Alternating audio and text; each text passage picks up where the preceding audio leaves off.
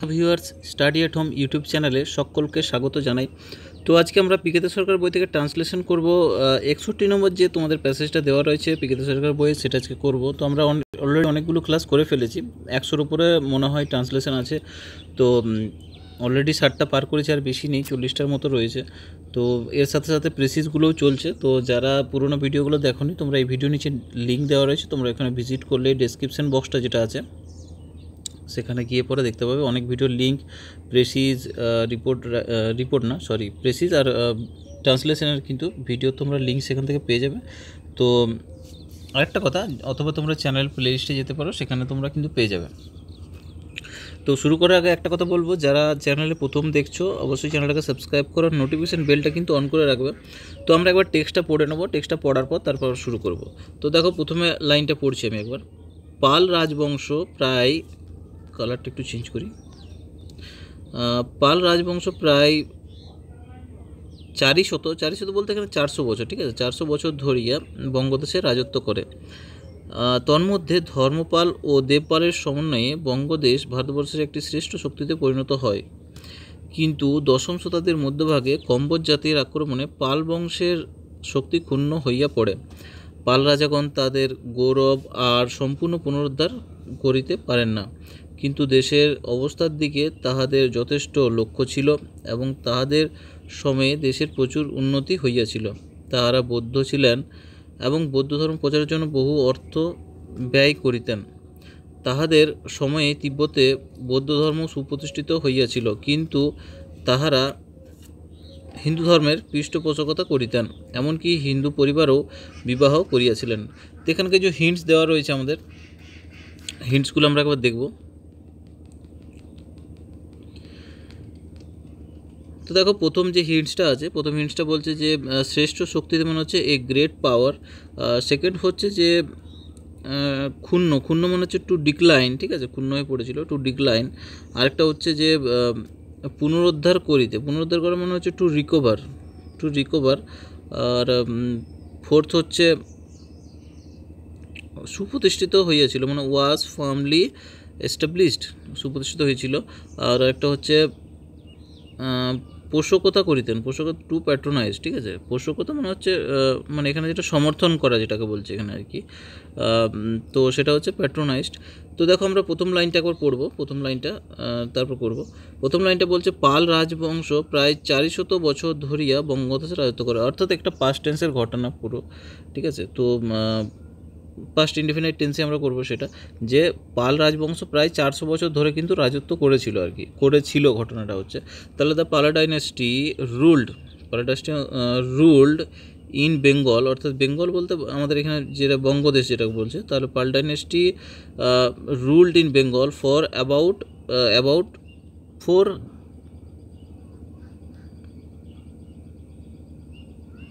এখানে 100টা মিস আছে, ঠিক আছে, 400, তো তাই বলি একটা কিছু মিস্টেক হচ্ছে। তাহলে এটা 400 ইয়ার্স, ঠিক আছে। তাহলে 400 years the Pala dynasty ruled in Bengal for about 400 years, অর্থাৎ 400 বছর রাজত্ব করেছিল, ঠিক আছে। স্কিপ করে দেখো না, এই জন্য আমি বলি 10 মিনিটের ভিডিও থাকে, স্কিপ করলে তোমাদের এই যে ছোটো ছোটো মিস্টেকগুলো হয়ে যায়, টাইপিং অনেক সময় ভুল হয়ে যায়, তো সেগুলো আমি মানে পড়তে সেগুলো ধরা পড়ে, সেই জন্য বলে দিই, ঠিক আছে।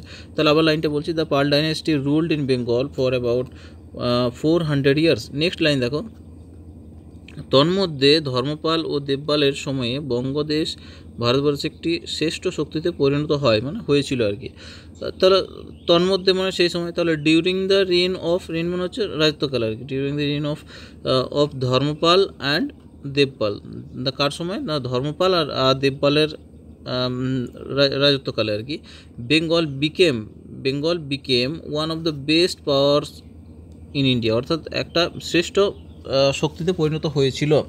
আরেকবার বলছি, তাহলে during the reign of Dharmapala and Devapala, অর্থাৎ ধর্মপাল এবং দেবপালের রাজত্বকালে Bengal became one of the best powers in India, শ্রেষ্ঠ শক্তিতে পরিণত হয়েছিল।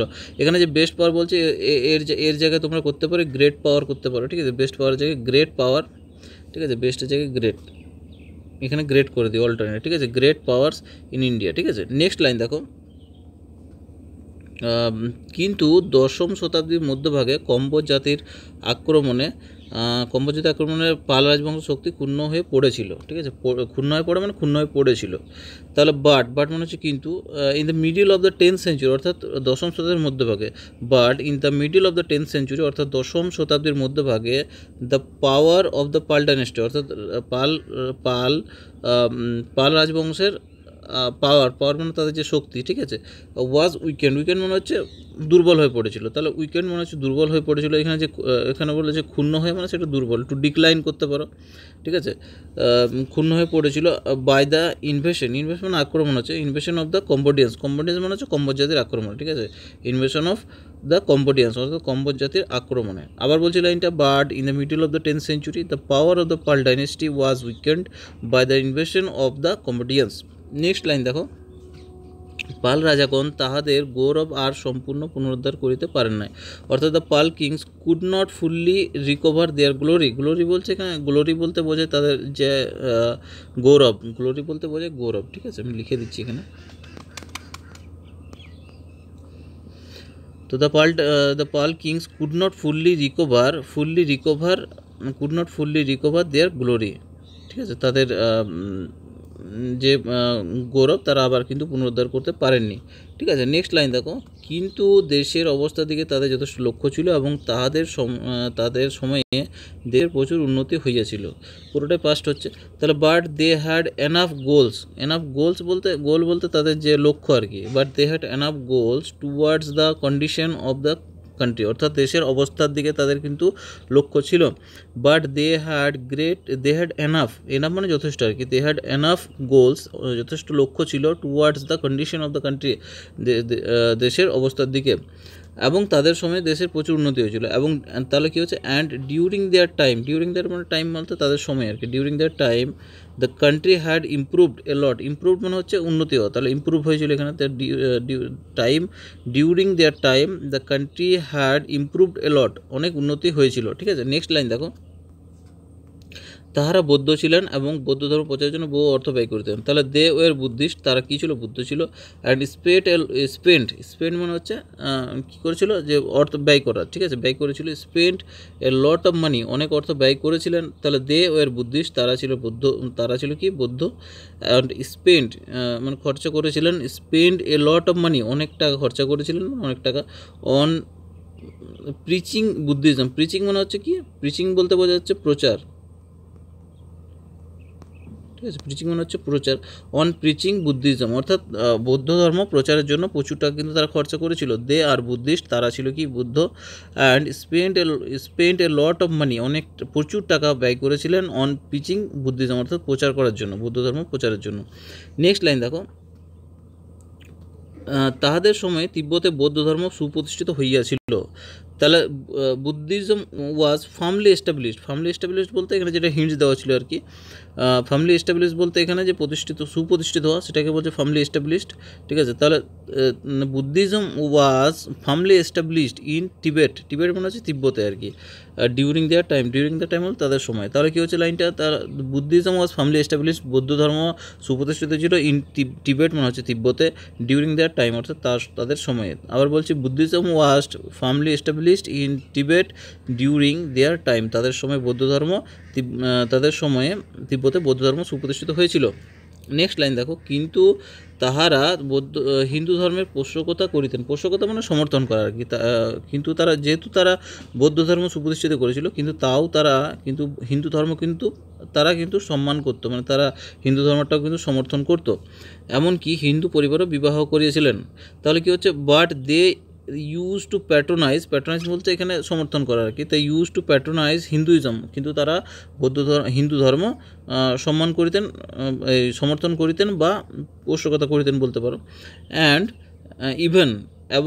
ইভেন মনে হচ্ছে এমনকি আর কি, গট ম্যারেড মানে বিবাহ করেছিলেন কি ইন এ হিন্দু ফ্যামিলি, এবং হিন্দু পরিবারও কিন্তু তারা বিবাহ করেছিলেন। আবার বলছি লাইনটা, but they use to patronize Hinduism, এবং তারা কী করেছিলেন, হিন্দু ধর্মের সমর্থন করতেন বা পৃষ্ঠপোষকতা ছিলেন। And even goat married in a Hindu family, এমনকি তারা হিন্দু পরিবারও বিবাহ করেছিলেন, ঠিক আছে। তো এ পর্যন্ত শেষ আজকের ট্রান্সলেশনটা। নেক্সট ক্লাসে আবার নতুন একটা ভিডিও নিয়ে আসবো। তো কেমন লাগলো সেটা কমেন্ট সেকশানে জানাবে, লাইক অবশ্যই করো, আর যদি এখনও চ্যানেলটা সাবস্ক্রাইব করো নি সাবস্ক্রাইব করে নাও। আর আরেকটা কথা, কমেন্ট করবে, যদি কোনো অসুবিধা হয় তাহলে নিশ্চয়ই কমেন্ট করবে, কোথাও ভুল থাকলেও সেটা কমেন্ট করবে, অবশ্যই জানাবে। তো থ্যাংক ইউ।